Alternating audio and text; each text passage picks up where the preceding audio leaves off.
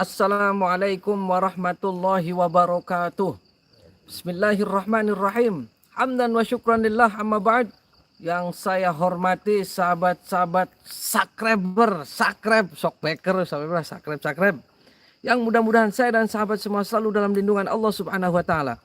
Alhamdulillah pada kesempatan malam yang berbahagia ini. Waduh, berbahagia karena saya sudah berada di atas ketinggian 1000 kaki curut. Kaki curut. Aduh, skondebrak. Anak memolo.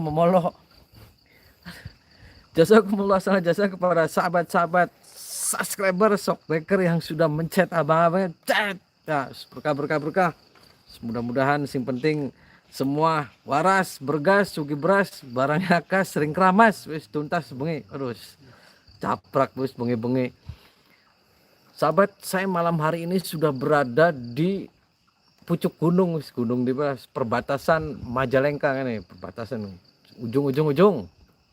Aduh, di sini ada dulu Sunan Bonang pernah singgah di sini, sahabat.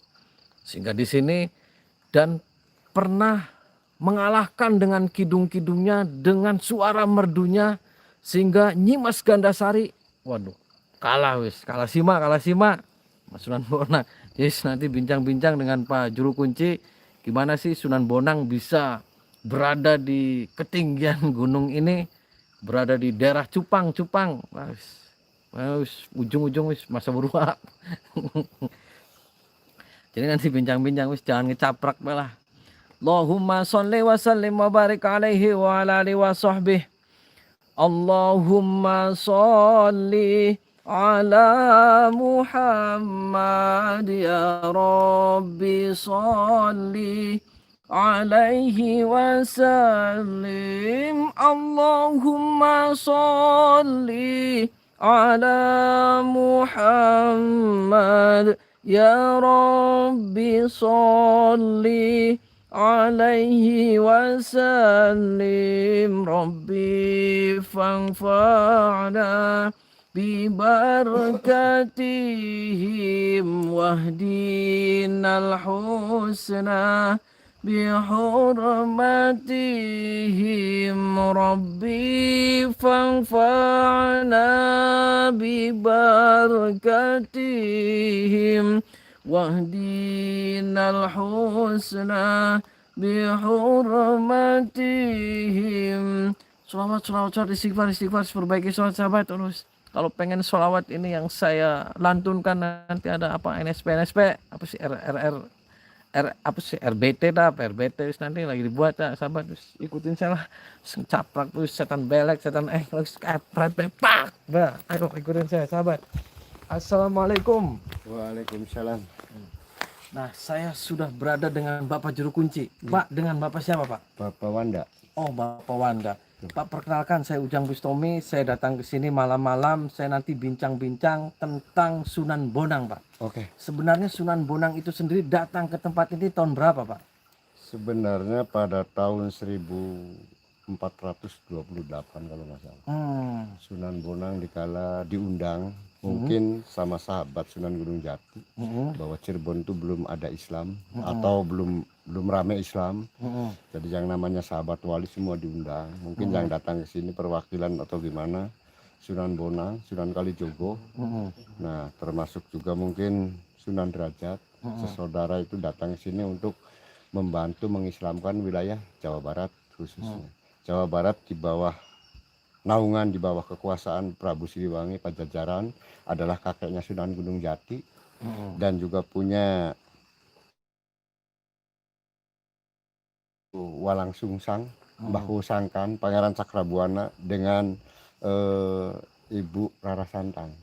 Nah, ada menarik tadi ketika Sunan Bonang kesini itu bisa mengapa sampai suara-suara merdunya Sunan Bonang itu bisa meluluhlantarkan Nyimas Gandasari itu gimana itu, Pak? Itulah senjatanya Wali Songo itu beraneka ragam, bermacam-macam. Kebetulan Sunan Bonang itu julukan. Jadi yang nama aslinya itu Syekh Makhdum Ibrahim, putra dari Sunan Ampel. Kenapa bisa disebut Sunan Bonang? Karena setiap menyebarkan agama Islam, setiap syiar itu tidak lepas dari bunyi suara. Tabu-tabuan kata orang Jawa. dengan kidungnya itu terkenal Sunan Bonang. Hmm. Nah, alhasil mungkin merayu untuk wilayah Jawa Barat pengen diislamkan itu adalah senjatanya dengan nyanyian.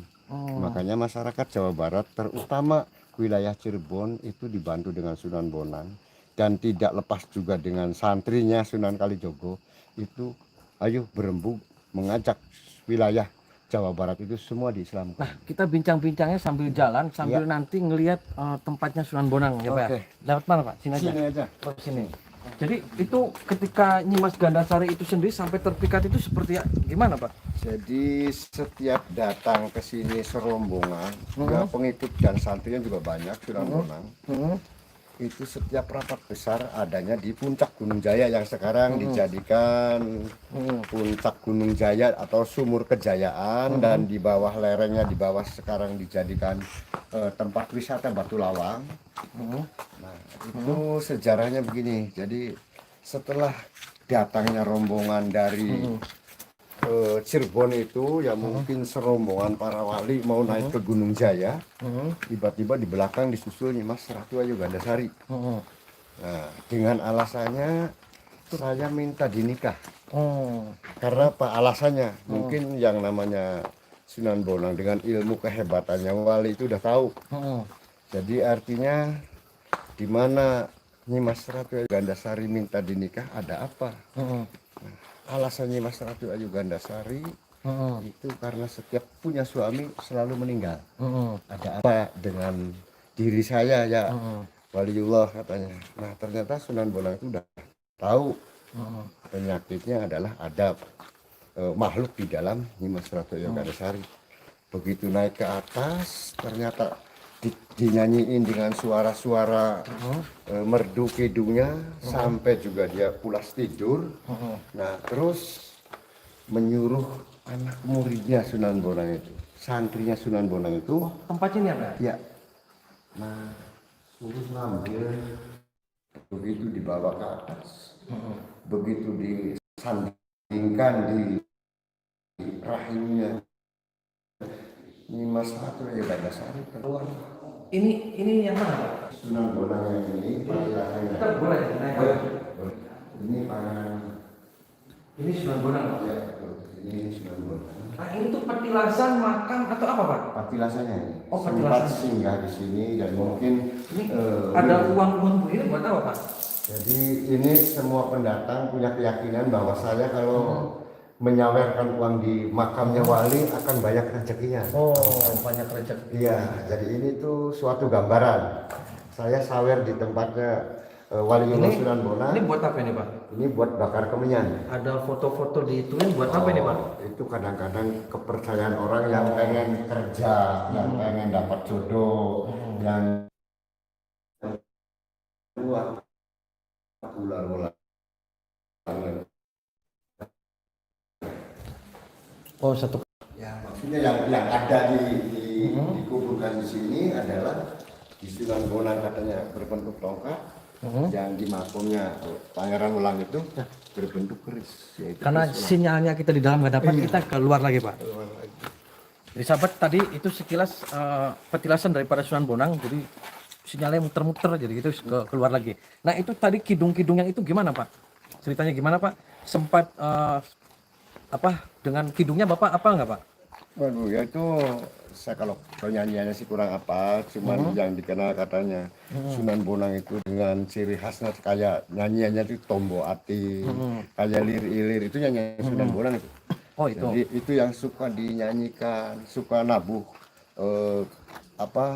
musik Bonang. Orang dulu kan nggak ada, jadi orang berkumpul siapa saja yang mau ikut sama saya masuk Islam dulu. Jadi orang kan pada mau. Nah, hasil di sini kan di Raja Galuh sana, di bawah Kadipaten Raja Galuh itu ada kerajaan lagi, kerajaan kecil yang tetap di bawah naungan Pajajaran. Pangeran Cakraningrat itu. Oh, Rajanya Raja Galuh. Itu saktinya Mandraguna itu. nah pangeran itu sama pas tahunnya Sunan Bonang Mas. Sama, itu sejajaran. Jadi artinya dikala rapat-rapat di sini rombongan para wali itu, yaitu untuk menyerang ke Raja Galuh. Nah di situ karena Nah yang datang ke sini banyak Pak. Banyak. Dari mana aja Pak? Itu dari Mataram, dari Belambangan. Yang sekarang juga patilasnya banyak. Di atas ada Syekh Madekur, Kiai Hasan Basari di atas. Empu Supa dan Kiai Atas Angin ada di bawah. Oh ada juga. Ada. Tiga Lemboh ada. Di sana ada Ki Raksawana, ada Ki Suradipa, ada Ki Suradinata, ada juga Ki Selabadra, ada juga Surangga Suranggi, ada juga Andaras Andaris. Nah kalau ini siapa Pak? Ini Cina yang masuk Islam ini. Oh ini Cina yang bisa dibuka Pak? Bisa. Pik, kunci. Jadi ini Cina gimana Pak? Bisa masuk Islam itu gimana? Dulu waktu belum dibangun, belum ramai, itu datang tamu, yaitu beliau itu pendatang dari Jakarta. Tujuannya adalah tapakur ziarah sini. Zaman dulu yang jadi juru kunci di sini kakek saya. Nah kebetulan belum ada bangunan, masih hutan. Dia datang puasa katanya 41 hari. Cinanya di sini Ya, bertapa. itu dulu dia profesinya sebagai bengkel sepeda. Oh Cina ini bengkel sepeda. Ya, betul. Nah, terus bisanya di sini sukses itu gimana Pak? Puasa, tirakat, tapakur mungkin ada petunjuk, ada karomahnya dari Sunan Bonang, ada barokahnya. Dan begitu pulang dia jadi paranormal hebat. Oh, ini namanya siapa Pak Cina ini Pak? Cina ini kalau nama Cina Lini Leng. Oh Lini Leng. Ya, setelah masuk Islam, setelah mualaf. Lini Leng itu apa? Lini Leng itu apa tuh?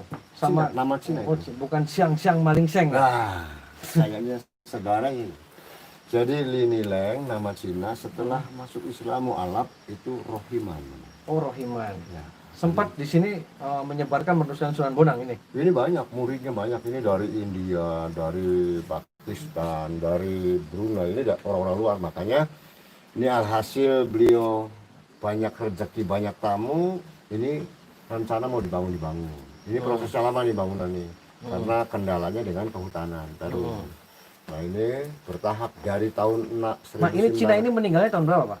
Ini meninggalnya tahun 1979. Nah warga Tionghoa banyak yang datang ke Oh sini. banyak. Dulu Oh, banyak orang Cina di sini. Bahkan orang luar kayak India banyak sih. Nah, dipindah ke sini. Kenapa bisa dipindah ke sini? Karena mungkin yang namanya jasad boleh dibilang orang Cina atau semacam kita, tapi halusnya barangkali dari sini. Karena apa? Udah dimakamkan di Petamburan Jakarta 8 bulan, pengen dipindah kemari. Kebetulan itu sama cucunya itu masuknya sama minta dipindah, sama Pak Lurah sini juga sama minta dipindah kemari. Jadi kesepakatan minta izin dari lurah, dari camat, dari dulu ada kewadanan kabupaten sampai provinsi, izinnya gampang. Nah kesaktian beliau itu apa Pak diantaranya?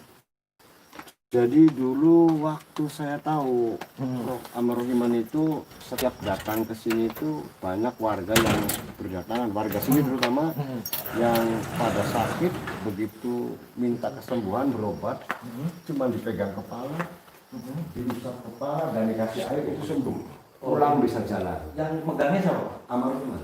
Bapak pernah mimpi ketemu beliau Pak? Saya sering mimpi waktu dulu kan pernah masih hidupnya dulu, saya kecil amanat sama saya. Oh ini sempat Bapak nemuin beliau? Tahu, saya tahu kecilnya bareng anak-anak cucu-cucunya dan bahkan ya dulu kalau duduk sila, ini jarang makan nasi. Enggak, maksudnya waktu beliau masih ada Bapak sempat Tahu, oh, tahu. Masih kecil Bapaknya? Masih kecil, saya SD kelas 3 kalau nggak salah.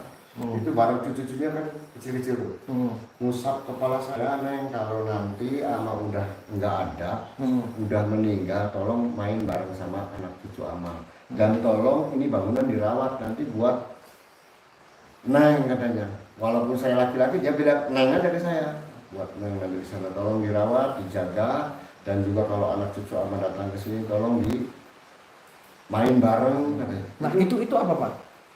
Itu benda-benda yang orangnya dulu waktu masih ada orang tuanya ini suka melihara benda-benda begini.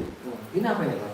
Ini tuh semacam ranjang nih. Buat apa ini Pak? Ini tempat nyimpan pekakas nih. Jadi dulu keris, ya keris, batu apa dulu semua murid Amar Rohiman tuh ini sama. dibikin sama. Ini cuma tiga kesini, ini orangnya Oh, nih, ini orang. tuh. Nah kalau ini apa Pak? Sama kelambu-kelambunya ini. Oh ini orangnya beliau? Iya betul. Oh, beliau ini adalah salah satu Sunan Bonang muridnya, Pak. Bukan. Jadi bukan, dia tirakat di sini, Oh, pertapa tirakat di sini. Ya, pertapa di sini.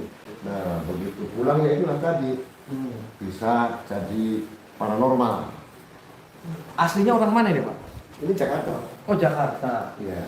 Istrinya dimakamkan di sini atau di mana, Pak? Enggak, di sana. Jadi istrinya dua tuh kakak berat. Itu yang muda masih hidup. Tapi ya udah nggak bisa gerak. Oh. Tapi anaknya yang anak asli Amarohiman itu masih ada semua dua. Nah, yang di tadi penjelasan Sunan Bonang, saya kembali ke Sunan Bonang, Pak. Itu banyak yang pada tirakat dan ketapa di sini banyak. Banyak. Di mayoritas orang Indramayu. Nah, Bapak pernah nggak mimpi ketemu beliau, Pak? Atau ada bisikan, ada isyarat, Oh sering, apa? kalau saya ketemu bisikan, saya ketemu, tapi yang namanya wujud balik barangkali bukan makamnya. Apa itu, Pak? Isyarat apa, bisikan apa yang Sunan Bonang sampaikan? Sudah pernah dikasih amanah juga. Apa itu amanatnya, Pak? Cuman dua. Saya minta ya Yang, kalau memang Yang pengen diurus sama saya di sini, tolong minta kasih tahu amanatnya apa. Satu, jangan tinggalkan sholat. Yang kedua, jangan mempermasalahkan duit. Cuman itu dua. Mempermasalahkan duit itu gimana, Pak? Jadi artinya kalau ada tamu yang nggak punya duit ditolak, diusir, atau tidak sama saya pendatang tuh nggak kaya, nggak miskin, nggak cantik, nggak jelek, saya sama doanya begitu. Kalau aslinya begitu. Jadi nggak pilih kasih. Ini orang bawa mobil, lain doanya enggak. Saya sama. Nah, kita kembali ke Nyimas Gandasari ketika terpikat dengan suara Sunan Bonang. Itu ada masalah apa awalnya, Pak?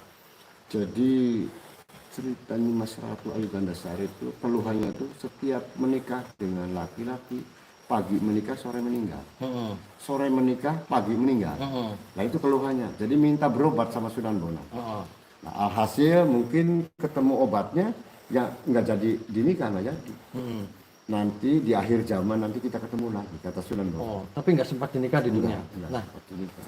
itu ketika itu cuman dinyanyiin kidung-kidung saja sama Sunan Bonang. Dinyanyiin kidung-kidung, mungkin dengan ilmunya yang nggak tahu jampe-jampenya keluarlah ular-ular. Yang tadi di sebelah. Iya, ular-ular. Yang namanya ular-ular kan ditangkap, wah ini penyakitnya. Begitu diusap gini jadilah keris. Makanya dinamakan Pangeran Welang. Kerisnya masih ada, Pak? Walau alam di dalam situ kali. Jadi makanya orang bilang kan begini, ada kan orang yang tahu atau tidak, benar atau tidak keberadaannya itu mengucapkan, Pak ini kuburan yang ini isinya tongkat, yang ini keris, walau alam saya nggak tahu. Setahu saya jadi pengurus penerus dari orang tua saya itu sudah bentuknya makom begini.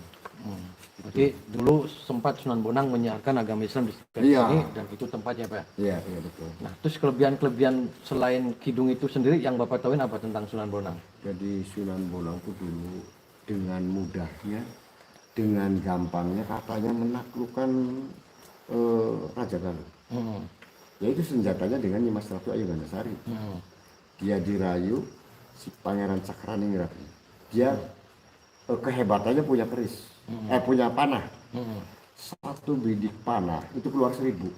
Saktinya Mandraguna. Setelah dirayu sama Nyimas Ratu Ayu Gandasari, panahnya diambil, lumpuh dia, kabur. Nah alhasil pengikut-pengikut Raja Galuh itu kebanyakan kebawa ke Cirebon, masuk Islam. Itu mungkin ceritanya. Luar biasa. Pak, terima kasih atas bincang-bincangnya, Pak. Dan mohon maaf waktunya bila mana mengganggu malam-malam hari sekilas tentang Sunan Bonang. Nah sahabat, itulah saya sekilas ngobrol-ngobrol bincang-bincang tentang kehebatan daripada Sunan Bonang yang mempunyai asli bernama siapa, Pak, tadi? Syekh Mahdum Ibrahim. Syekh Mahdum Ibrahim. Mudah-mudahan ini adalah menjadi contoh bahwasanya kita ketika siar Islam itu adalah tidak mudah dan tidak gampang, banyak sekali hambatan, banyak sekali rintangan. Yang perlu kita ketahui dan perlu kita garis bawahi adalah ketika kita siar Islam adalah yang perlu ditanamkan adalah rahmatan lil alamin. Kita saling asah, kita saling asuh dan utamakan akhlakul karimah yang baik. Ketika kita bicara berdakwah tidak dengan akhlak-akhlak yang baik, maka yang akan terjadi adalah gulat gontok-gontokan. Jadi kita sesama muslim, sesama Islam, kita tiru wali-wali zaman terdahulu ketika mensiarkan Islam, yaitu dengan akhlak, dengan lemah lembut, dan dengan rahmatul alamin. Saya tidak akan terpancing dengan yang lain-lain, saya hanya fokus dakwah secara ud'u ila sabil hikmah wal mau'izatil hasanah, dengan cara-cara yang baik, dengan akhlak yang baik, agar Islam itu menjadi rahmatan lil alamin. Allahumma sholli wa sallim wa barik alaihi wa ala alihi wa sahbihi. Assalamualaikum warahmatullahi wabarakatuh.